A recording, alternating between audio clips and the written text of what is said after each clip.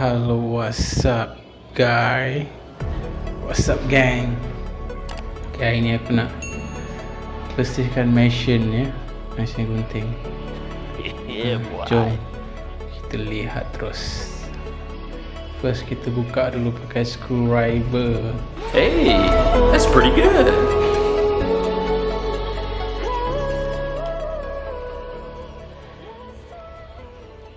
Okay geng, tanpa membuang masa, kita layan terus sampai akhir video ni. Ciao.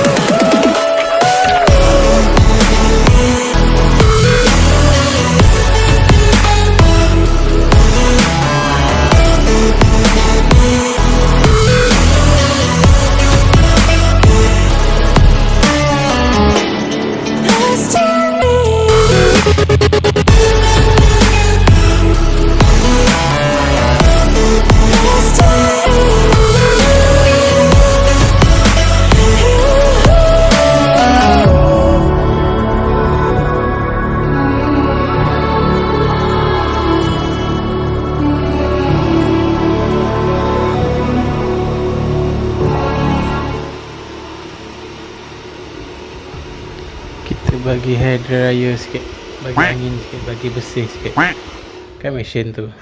Okay.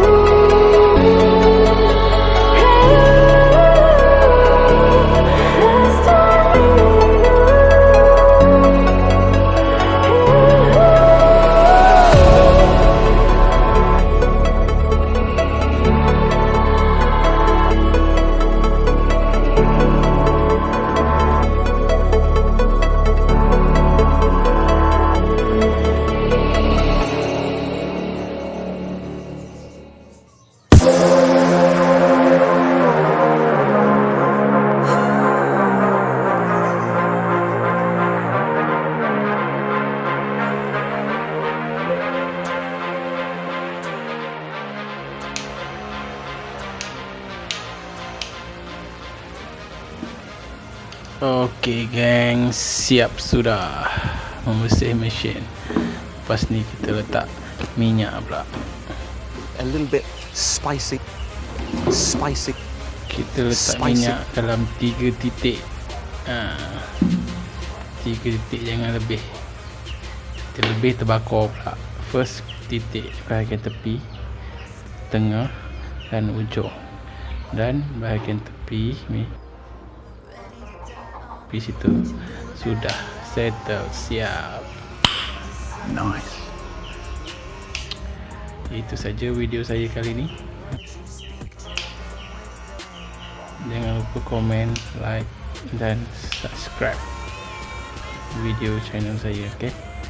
Semoga video ni bermanfaat untuk anda dan untuk semua. Okay, bye, ciao. See you in the next video.